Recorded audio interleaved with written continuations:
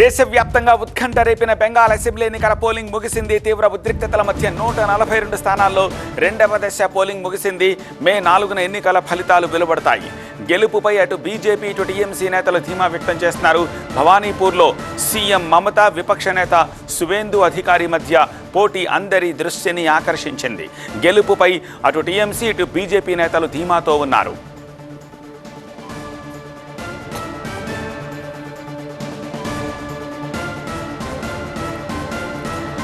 బెంగాల్లో మలి దశ పోలింగ్లో కూడా బంపర్ ఓటింగ్ నమోదవుతోంది. సాయంత్రం 5 గంటలకు 90% పోలింగ్ నమోదైంది. స్వాతంత్ర భారతదేశంలో బెంగాల్లో అత్యధిక పోలింగ్ శాతం నమోదయ్యే అవకాశం ఉంది. అయితే బంపర్ ఓటింగ్ ఎవరికి అనుకూలంగా ఉంటుందన్న విషయంపై ఉత్కంఠ నెలకొంది. పూర్వ బర్ధమాన్లో అత్యధికంగా 92.46% పోలింగ్ నమోదైంది. అయితే ఫాల్తా నియోజకవర్గంలో ఈవీఎంలలో అవకతవకలు జరిగాయని బీజేపీ నేతలు ఆరోపించారు.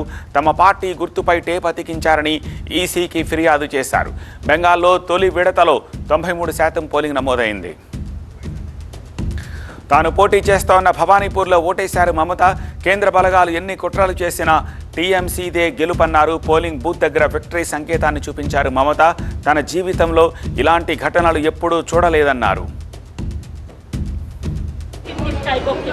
Because in my life, I'm fighting my election since 1984. And this time the atrocities is terrible. এত atrocity হচ্ছে, এত অত্যাচার হচ্ছে। Even আমার পাড়ায় দুটো পর্যন্ত মেয়েদের মেরেছে। আর কয়েকটা ওসি নিউলি ডেপুটেড হয়েছে। কালীঘাট, ভবানীপুর, like this চিত্রা, কি যে করছে আর কি যে না করছে আপনারা কল্পনা করতে পারেন। ম্যাডাম ছোট শিশুদেরও গায়ে হাত দিয়েছে। বাচ্চাদের মেরেছে, মেয়েদের মেরেছে, छेलेদের পিটিয়েছে, এজেন্টদের বের করে দিয়েছে। दीदी एक वीडियो वायरल हो रहा है जिसमें वो लाठी से मार रहे हैं। কল্যাণী তুমি দেখো পুরো রানাঘাট থেকে শুরু করে কল্যাণী থেকে শুরু করে একেবারে বনবাগ বাগদার ওই বেলটা, ওদিকে তোমার আরামবাগ খানাকুল, তোমার গোঘাট, ওদিকে হচ্ছে ক্যানিং পোস্ট। আমি তো সকালে তোমাদের ছবি দেখালাম, সব এজেন্টদের ক্যান্ডিডেটদের বের করে দিচ্ছে। Is it the free and fair election? Will you take it up legally? It is already there. CM Mamata Banerjee పోటీ చేస్తోన్న భవానీపూర్లో హై డ్రామా చోటు చేసుకుంది. కాళీఘాట్లో పోలింగ్ సరళిని పరిశీలించడానికి వచ్చిన బీజేపీ అభ్యర్థి సువేందు అధికారిని టీఎంసీ కార్యకర్తలు అడ్డుకున్నారు. జై దీదీ జై బంగ్లా అంటూ నినాదాలు చేశారు.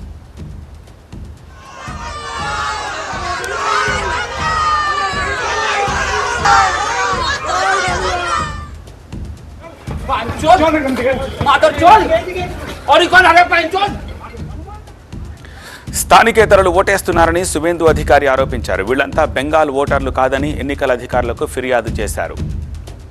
పోలింగ్ సందర్భంగా పలుచోట్ల టీఎంసీ బీజేపీ కార్యకర్తలకు మధ్య ఘర్షణలు చెలరేగాయి. ఎంటల్లి నియోజకవర్గంలో బీజేపీ అభ్యర్థి ప్రియాంకర్ టిబ్రేవాల్ తోటి టీఎంసీ పోలింగ్ ఏజెంట్ ఘర్షణకు దిగారు. పరస్పరం దాడులు చేసుకున్నారు.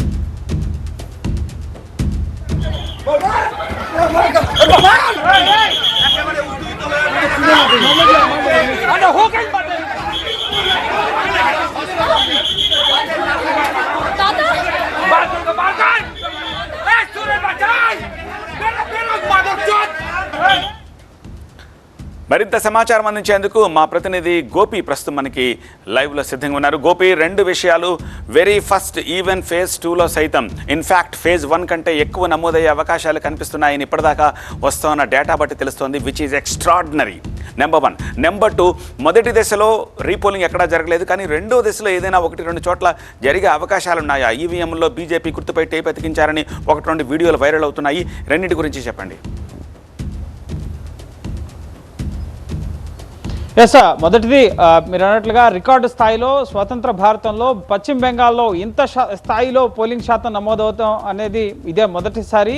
90 లక్షల ఓటర్లు ఎస్ఐఆర్ ప్రక్రియ ద్వారా తొలగించిన తర్వాత కూడా ముఖ్యంగా ఇది కూడా ఓటు హక్కుని హరించేందుకు చేస్తున్న ప్రయత్నంగా విపక్షాలు తీవ్ర ప్రచారం చేశాయి, కాంగ్రెస్ కానీ టీఎంసీ కానీ. సో ఇన్ని నిజంగా ముఖ్యంగా వ్యాలిడ్ ఓట్స్ తొలగించి ఉంటే కనుక ఇంత స్థాయిలో పోలింగ్ శాతం నమోదయ్యే అవకాశం ఉండదు. కానీ రికార్డు స్థాయిలో పోలింగ్ శాతం నమోదైంది. మొదటి విడతలో 93% పోలింగ్ పర్సెంట్ నమోదైతే ఇప్పుడు రెండో విడతలో కూడా ముఖ్యంగా సాయంత్రం 5 గంటల వరకే 90% పోలింగ్ నమోదైంది. సో ఈ 1 అవర్లో ప్రస్తుతం క్యూ లైన్లలో ఉన్న వారికి ఓటు ఓటు వేసే అవకాశం కల్పిస్తున్నారు. సో పోలింగ్ సమయం అనేది ముగిసిపోయింది. సో ఈ గణాంకాలు కూడా జోడిస్తే కనుక సో ఖచ్చితంగా 93% క్రాస్ అయ్యే అవకాశం ఉంది అని చెప్పి మనకంతున్న సమాచారం. సో బెంగాల్లో రికార్డు స్థాయిలో ఇప్పటి వరకు ఎన్నడూ లేనట్లుగా ఇంత 93% ఓటింగ్ పర్సంటేజ్ అనేది నమోదు కావడం నిజంగా ఒక హిస్టారిక్ అనేది మనం చెప్పాల్సి ఉంటుంది.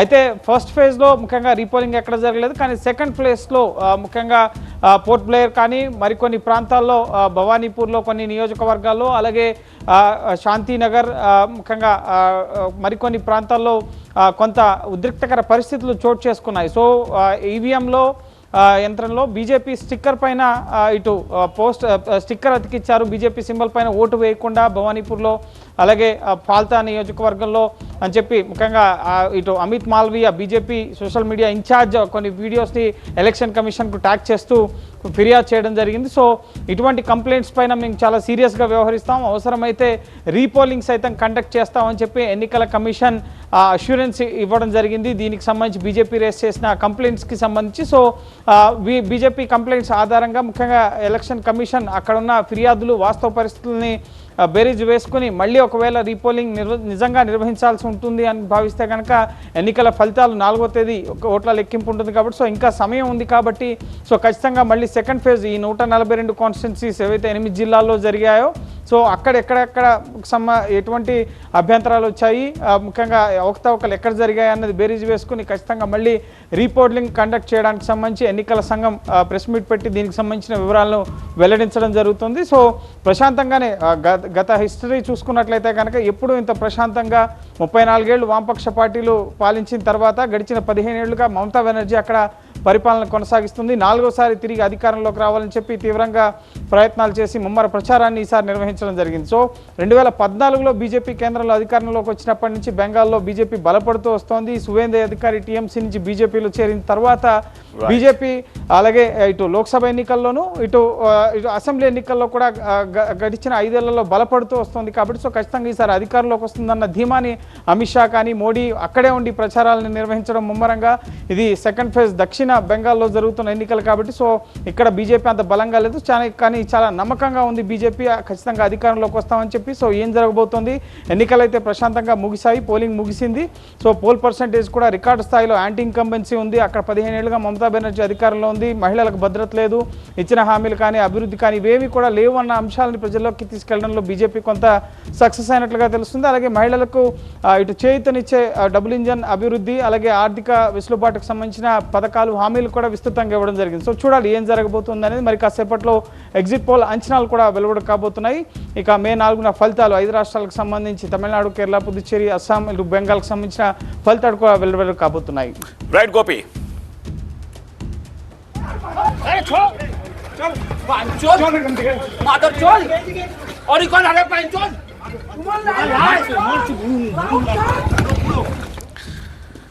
రికార్డు స్థాయి పోలింగ్ ఫస్ట్ ఫేజ్లోనే అనుకున్నారు, కానీ రెండవ ఫేజ్లో కూడా మళ్ళీ విడత ఎన్నికల్లో కూడా రికార్డు స్థాయి పోలింగ్ నమోదయ్యింది. 90% పైగా 5 గంటల వరకే నమోదైందంటే ఆ తర్వాతి ఇంకొక గంట సమయంలో సమ్వేర్ అరౌండ్ 2-3% ఈజీగా వచ్చే అవకాశం ఉంది. సో కన్సాలిడేట్ చేస్తే ఫస్ట్ ఫేజ్ తరహాలోనే రెండవ ఫేజ్లో సైతం 93% అటు ఇటుగా పర్సంటేజ్ వచ్చే అవకాశం ఉంది. ఓవరాల్గా 92-93% పైనే వచ్చే అవకాశం కూడా ఉన్నట్టుగా తెలుస్తోంది.